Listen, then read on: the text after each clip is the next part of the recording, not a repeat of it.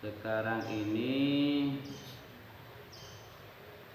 adalah hari reuni. Kita dulu. Hari reuni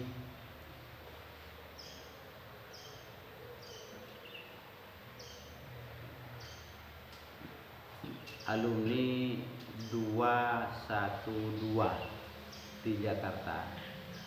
Bagi yang punya HP nanti bisa lihat langsung. Reuni 212 2 Desember maksudnya, 1 dan 12 Desember reuni Persatuan Alumni Angkatan. Dulu tahun berapa itu ada 212 kumpulan massa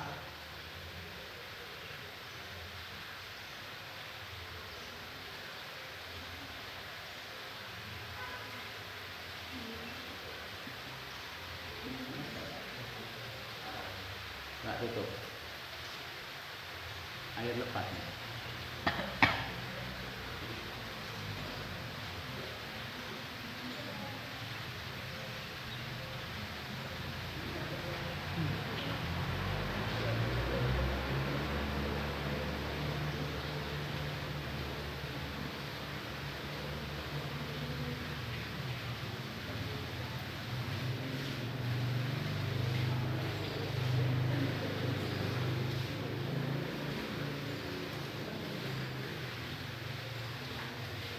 Kumpulan massa disebut yang paling besar di dunia, sekitar 7 juta orang berkumpul ketika itu, yang tiap tahunnya diperingati sebagai reuninya walaupun tak sebesar sampai jutaan seperti itu.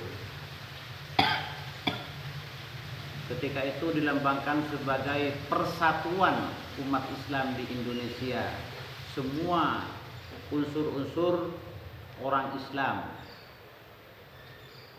semua unsur-unsur orang Islam antar jamiah di Indonesia itu persatuan, apa namanya, berkumpulnya massa sudah terkenal dulu, sehingga kemudian dibentuk persatuan alumninya itu. Sekarang reuni yang keberapa? Kebetulan sekarang itu adalah reuninya dengan judul Munajah untuk Keselamatan NKRI dan Kemenangan Palestina.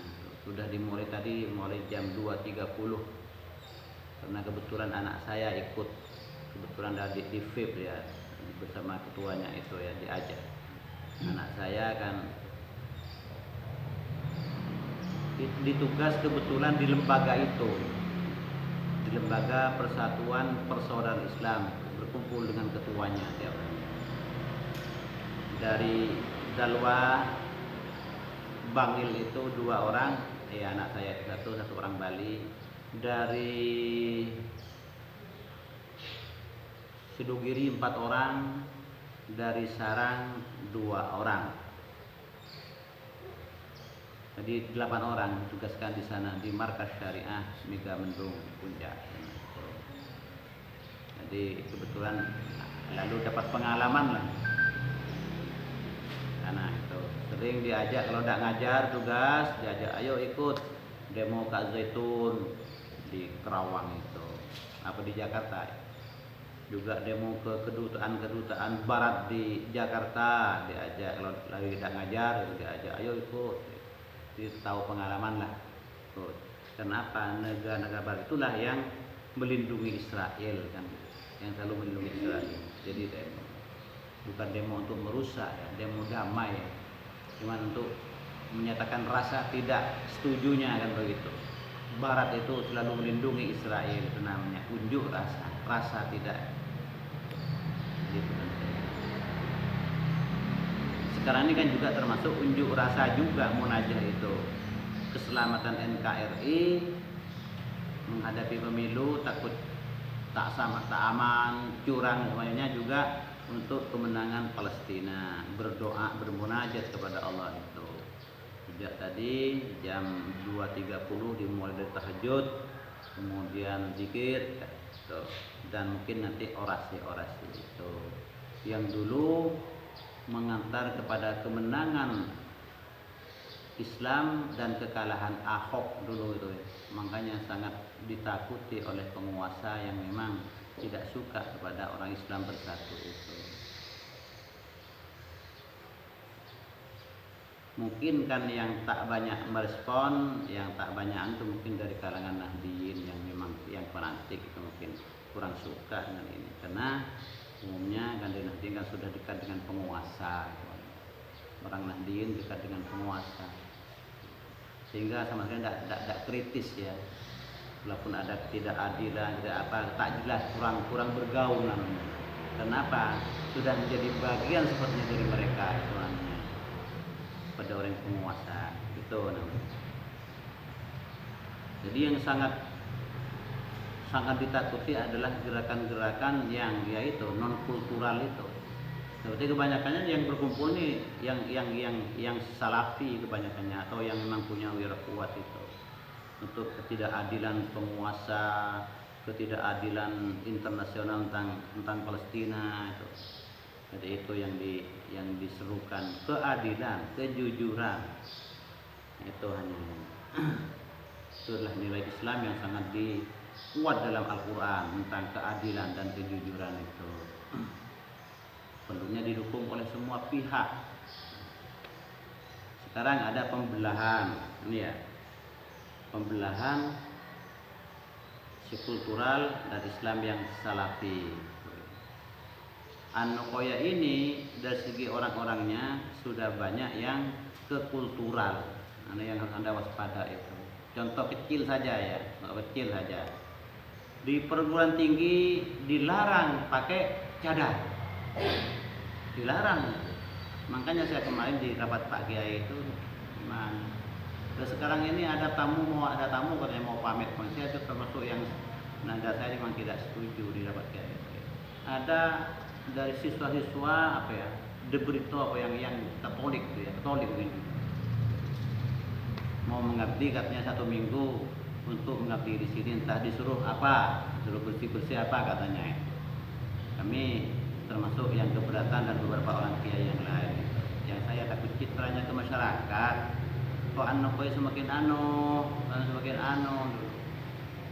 Ketika dulu ada Pak Tom itu sudah ribut keminat itu dulu. Ada yang namanya pejabat memang bagian pesantren itu namanya Dr. Marwan Sarijo. Itu dulu mencak-mencak sepertinya marah-marah. Kok bisa An-Nuqayyah menerima volunteer yang bahasa Inggris, yang Kristen, yang non-Muslim itu di An-Nuqayyah? Kok bisa? Itu dulu tahun 83 ya. Jadi orang itu mungkin khawatir jangan-jangan nanti ya ada dampak positif negatif, paling tidak adalah bagaimana dengan masyarakat. Yang sekarang ini kan sudah ya, kemarin itu rapat itu saya termasuk yang tidak setuju. Takut nanti masyarakat, kalau yang lain ada yang juga setengah keberatan, takut juga ingin tahu borok-borok An-Nuqayyah misalnya, walaupun katanya datang ke sini karena memang tertarik dengan An-Nuqayyah. Tapi orangnya sudah namanya itu entah mungkin di tempat sana sudah berlebar itu. Sedangkan lemah orang seperti itu di sini pakai nama mau dilarang, katanya An-Nuqayyah adalah Syafi'iyah. Syafi'iyah kan kalau cara auratnya ya, kalau ikut Syafi'i ya, kalau di dalam sholat kan boleh harus membuka ini dan telapak tangan. Di luar sholat harus seluruh badan, kan gitu kalau Syafi'i. Seharusnya begitu. Loh, pakai dilarang. Ada lomba baca kitab ini karena yang menyelenggarakan adalah PKS yang dianggap partai Salafi, mungkin banyak orang Wahabinya itu. PKS menyelenggarakan lomba kitab kuning Fathul Mu'in katanya. Dulu ada yang sudah mendaftar nanti dilarang ikut. Dilarang itu. yang juara satu itu haji apa namanya umroh kan ya, atau menerima uang 35 juta. Itu sangat potensi sekali anu kalau bisa ikut bisa memenangkan itu. Tapi tak beki ke daftar. Pulang dari mah. Kan ya. Mau kering awam kan tak bagi itu puana Wahabi itu mungkin sesat ini. Itu logika bagi orang yang berkuliah yang hanya berpikir akademik itu tak nyantol. Tak nyantol. Deki mun noro nanti disebut PKS, mun PKS peran Wahabi, mun Wahabi logikanya kan apa kan? Sesat kan begitu kan, Bani Ahlus Sunnah. Mun Bani Ahlus Sunnah kan sesat kan? Ahlus Sunnah adalah madhab akidah namanya, madhab usuluddin. Tapi orang liberal itu banyak pengurus. Sejak lekar banyak yang murtad, orang liberal kan? Sebanyak kan orang NU, oknum liberal itu. Semua agama sama,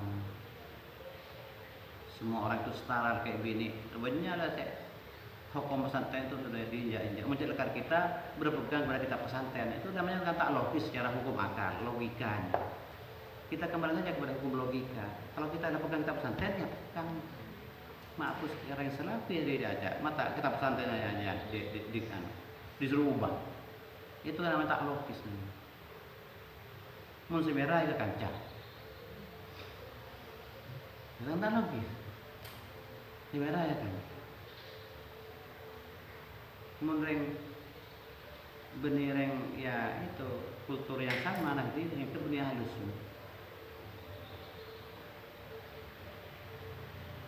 Saya tertarik dengan guna salah seorang kiai Pamekasan itu SI itu juga Syafi'iyah sebenarnya mengatakan kepada saya kira-kira 2 bulan yang lalu Kiai Maimun Mbah Maimun itu lah rasa lagi lah mencak ngocak kareng Wahabi mencet lakar menang Mekah Madinah dia makmum begitu kan logis seperti itu mencet ke Mekah lagi makmum begitu kareng Wahabi kita cek rasa ngocak kita sangat setuju sekali seperti itu. Saya ingin benih Wahabi saya biasa sebagai kultural seperti ini pun mempas Wahabi itu ahlul dhalal kan? Karena benih ahlus sunnah logikanya mau benih ahlus sunnah ahlul dhalal minimal bisa murtad bahkan seperti misalnya orang yang liberal itu sebanyak orang pesantren semua agama sama hukum privat itulah hukum yang ditaati sedangkan hukum publik dalam mursah benar-benar sehingga ada istilah kesetaraan gender dan macam-macam sudah remah orang yang sengoja ahlus sunnah orang yang sengoja benih ahlus sunnah orang yang tibi adalah sangat bukan ahlus sunnah bahkan bisa murtad sebagian orasi dan tulisan mereka itu pas kepolong. Jadi kita diam saja misalnya tak setuju itu bahayanya ke orang yang pas ibadah Jumat Tabligh kurang disukai Jumat Tabligh kurang disukai apalagi orang HTI sejak kalau negara Islam apalagi orang Wahabi misalnya itu ya kelompok-kelompok yang salafi itu yang tak perlu kita tolak kalau yang salafi itu sampai menghalalkan darah dan mengkafirkan orang itu sudah namanya ekstrim dan radikal. Inti saya ingin mempersatukan mana yang masih bisa disatukan, yang berbeda karena ijtihadnya masing-masing berbeda ya silakan kita toleransi. Mungkin karena banyak tradisi Allah dibid'ahkan oleh kelompok salafi itulah mungkin pas cek becin ke orang salafi. Padahal dalam beberapa prinsip adalah lebih sekan dari kita dalam beberapa prinsip. Ini hati-hati pemecah belahan ini. Saya lebih dekat ke kultural biasa tahlilan, biasa dibaan, biasa haulan itu ya, biasa saya. Itu pas mereka yang membid'ahkan itu dianggap ahlul dhalal, saya setuju. Pokoknya kelakati. Jika makmum, jika imam di Mekah Madinah itu, yang jelas ya berbeda lah dengan kita itu. Sehingga terbelah sekarang. pas lebih baik kepada orang liberal ban kareng se mira timpan goreng istilah karet cek anu nah cek ketatan pegangannya itu suatu ironi, suatu paradoks namanya. Hati-hati. Jadi kuatkan terus paham dasar pesantren terutama masalah akidahnya itu. Kiranya kok tidak kitab pesantren yang jadi sasaran kecaman.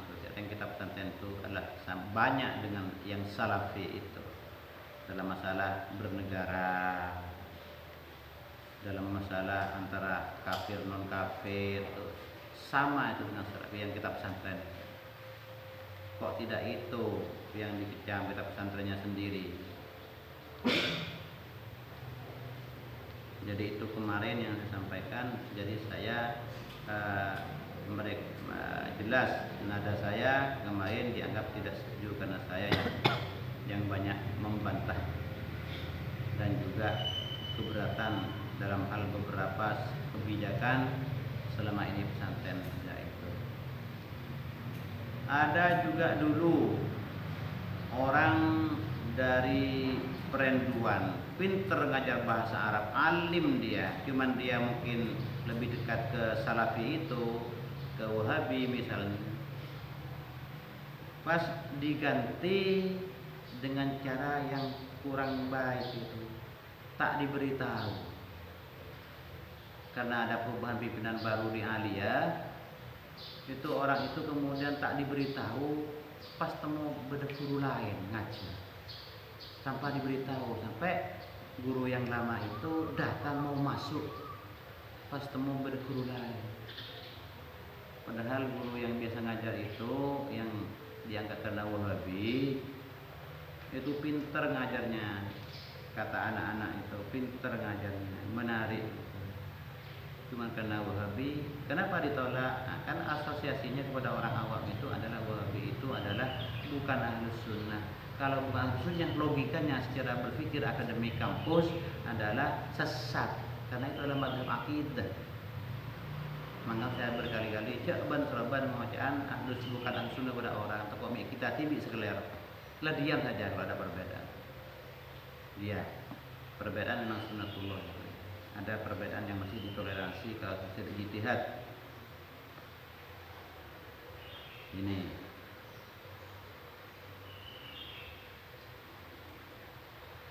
Ini tantangan kita ke depan. Kita dibelah, dipecah, itu semakin berarti kita semakin sedikit namanya. Ada orang Islam, dua orang Islam bertengkar tidak rukun, berarti tinggal satu orang Islam itu.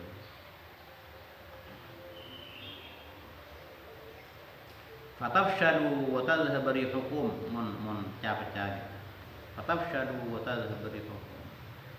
Persatuan adalah sangat kuat, sudah dibuktikan dengan Pilkada Jakarta yang awalnya memang sangat kuat itu dalam survei karena memang pakai uang lagi yang namanya Ahok itu. Ternyata karena orang Islam itu bersatu, penduduk Jakarta itu bersatu,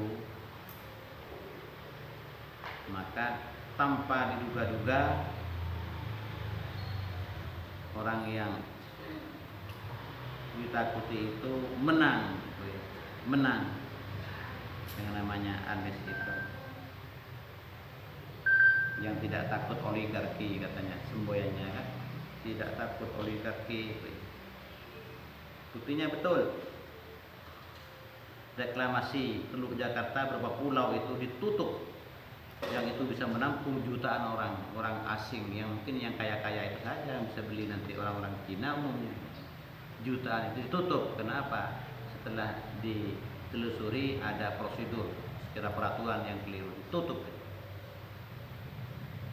Juga kalau tidak keliru, pembangunan real estate besar yang bisa menjadi kota satelit itu ya, Mikata juga rupanya ditutup juga. Itu ya itu. Jadi betul-betul tidak takut oligarki.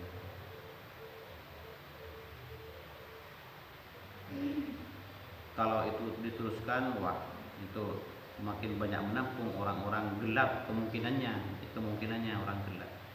Katanya Mas siapa? Adi siapa? Adi siapa sini? Adi Praitno. Hah? Adi Praitno. Adi Praitno alumni sini itu kan yang jadi pengamat sekarang. Melihat itu speedboat, kapal speedboat kecil itu bisa masuk ke bawah gedung-gedung itu dari bawah laut ke dalam. Itu kan pasti kembangan muak orang gelap, muak barang gelap masuk ke sana. Masuk ke bawahnya gedung-gedung itu dari laut. Jadi itu bisa disalahgunakan untuk penyelundupan barang-barang maupun penyelundupan orang-orang asing yang kemudian tinggal lama misalnya sana, bisa jadi penduduk misalnya. Jadi banyak kemungkinan yang dikhawatirkan itu ditutup. Jadi ini adalah kita jangan sempit, walaupun kita bukan bagian dari orang salafi, tapi kita harus berpikir salaf, banyak membaca hadis-hadis ini. Tengku kita pesantren, tengku ya, entah itu ada kitab Riyadhus Shalihin, ada kitab-kitab yang lain banyak. Takut dan bagaimana akidah pesantren sebenarnya dan bagaimana seharusnya kita itu adalah membela Islam. Gitu ya. Ada istilah kita disuruh berjihad lillahi kalimatillah, kan begitu disuruh kita. Mana yang paling memungkinkan dan paling menguntungkan kita itu berada di saf mana, gitu. Berada di kelompok mana. Ukurannya adalah kitab pesantren, ngaji pesantren. Jangan hanya melihat orang-orangnya, person-personnya, jamiahnya, sebagainya. Ukurannya adalah kitab pesantren kalau tak langsung pada sumbernya. Ini sekedar wawasan keumatan namanya, wawasan keumatan. Perlu Anda juga nanti ikuti itu ya, rekamannya nanti, karena bagaimana orasinya penting ya, kita tahu. Kemudian sekedar kewajiban saya menyampaikan innama alainal balau, selebihnya Anda itu adalah menentukan sikap. Saya menyampaikan, Anda menentukan sikap. Wallahu a'lam bishawab. Subhanakallahumma wa bihamdika asyhadu an la ilaha illa anta astaghfiruka wa atubu ilaik. Jadi waktu resminya setengah